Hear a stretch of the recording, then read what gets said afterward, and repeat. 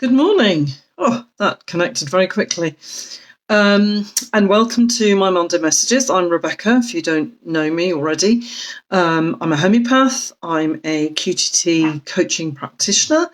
I'm an all-round natural health advocate, and I just pop in here on a Monday to share a thought or a process, something to stimulate all of us to live the best lives that we can and to be able to self-regulate and grow and evolve. I had the most fabulous day yesterday, beautiful day with my friend Lorna, and we went to one of my most favourite beaches in Kerry, a beach called Minnard's Head.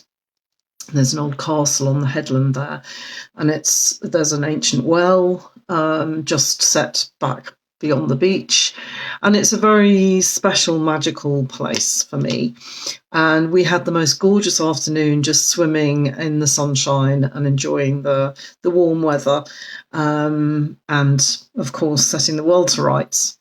And part of our conversation touched on the fact that we'd both quite independently decided this year to stop drinking alcohol.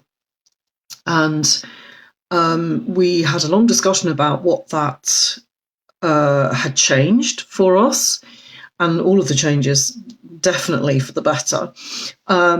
And also what was motivating us to do that. And of course, it was different for the two of us. And it got me thinking about how many things, substances, foods, drinks, actions even, that we have in our lives that we tell ourselves, either collectively or independently, individually, are treats, or indulgences, or things that we deserve. And that often when we choose to stop doing those things, and I'll talk about, when that is really successful,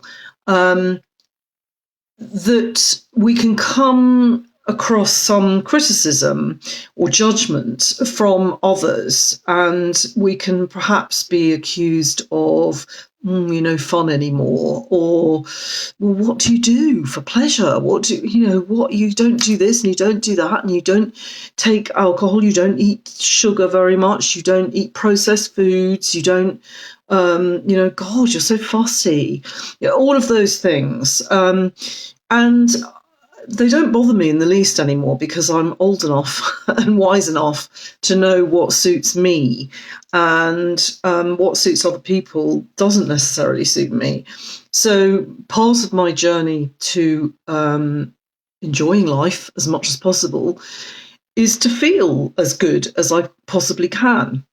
And alcohol for me, the balance had tipped, basically. I mean, I drank a lot of alcohol in my younger days. I wouldn't class myself as an alcoholic, but I definitely did not have a good relationship, a healthy relationship with alcohol.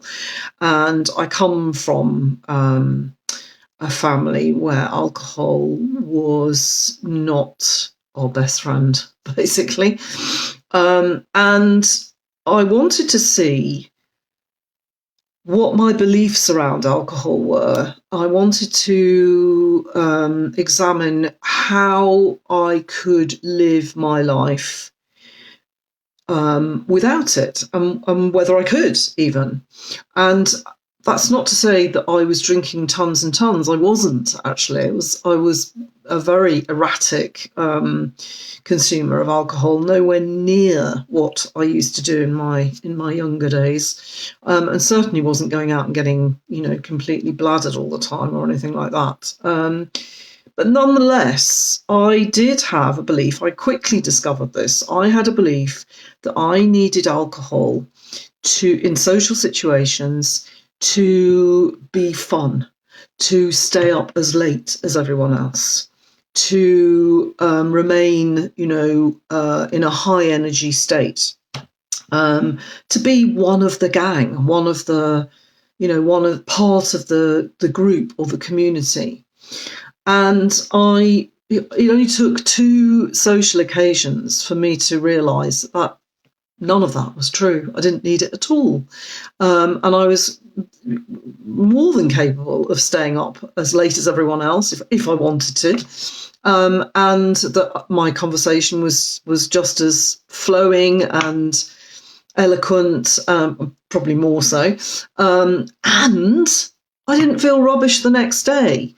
And I could go to social occasions, either out or in my own house or in someone else's house.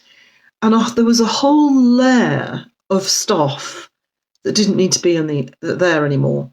I didn't need to think about, I'm going to feel a bit rubbish tomorrow, so better not arrange anything first thing. How am I going to get home because I won't be able to drive? What am I going to drink so that I don't, mix things or anything like that? I won't even mention the savings on the financial perspective, although soft drinks can be just as pricey these days. I don't really like soft drinks, so I was either going to drink water, which is pretty dull, actually, after a while. But I have discovered the Heineken Zero, whatever it is, those lager things, which one of them is enough for me because I don't really drink beers anyway. But it's okay to just tasted just the same to me. Anyway, so I've discovered all sorts of beliefs that I was holding around drinking alcohol that just, when tested, didn't stand up, weren't true, which has been absolutely wonderful. And over the years, I've done that with a lot of things. I broke the habit with coffee. I used to think that I needed a coffee every day, every morning, again, to have really good high energy, and I don't. So I do drink coffee from time to time, but I don't drink it daily, and I know that I don't need it.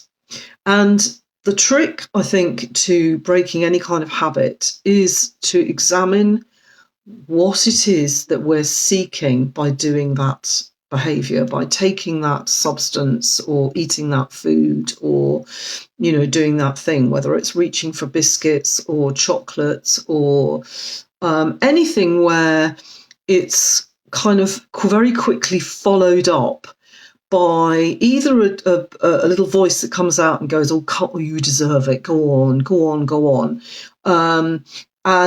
Or it's followed up by a kind of, I shouldn't have done that, really shouldn't have done that, I'm going to regret it the next day, or I'm going, why do I keep doing that? That kind of beating up circle of stuff.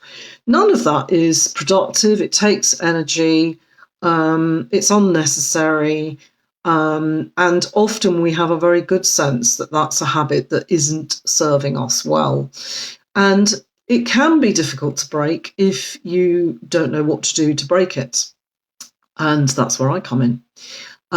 Because I've broken habits for myself, but also that's where my QTT expertise, my homeopathic expertise, and my just lifetime experience, because I've been here a long time now, that all comes in to support you to be able to change whatever habit is no longer serving you.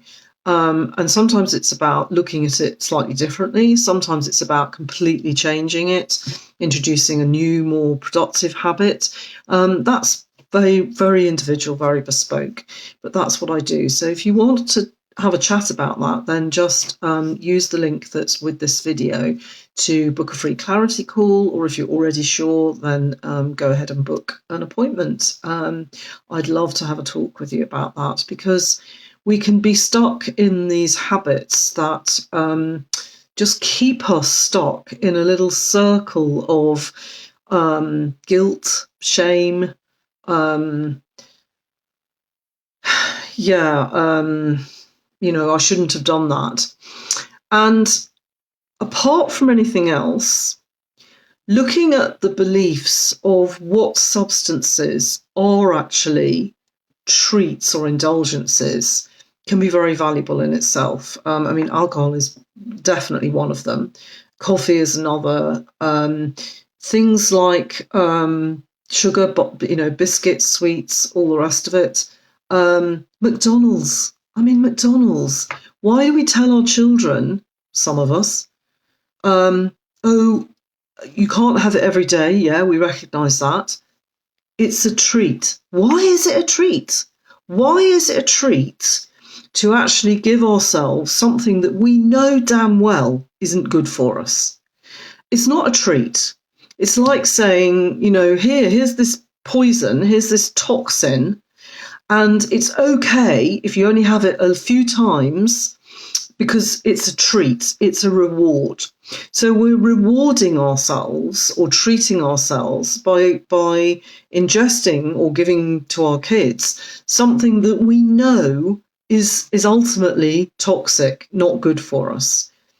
I think we've got to change that. And I'm not judging anyone for being in that. I'm just asking you to examine things like your beliefs and your language around what constitutes a treat or a reward and what is actually really nourishing us and would fall under the category of good, healthy choices.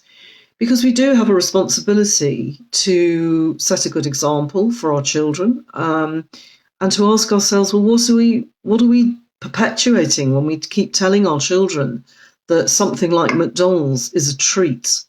Yeah, I mean, there are plenty of other things that can be far more rewarding and far more joyful and lasting and healthy. So I just wanted to encourage you to have a look at what indulgences and pleasures that you have in your life that are perhaps perpetuating that little habit of, oh yeah, I deserve that. And then followed up by, shouldn't have done it. Because that's not a healthy spiral to be in, and you can break it actually relatively easily with the right support.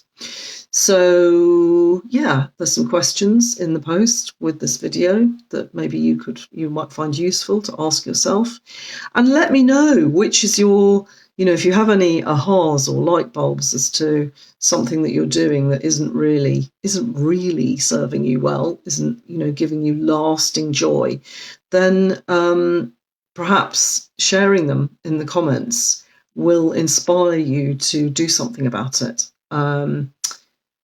So yeah, wishing you a lovely week. I hope you enjoy what is obviously a turn in the weather. It's much warmer here. It's beautiful, beautiful time to be outside and enjoying everything.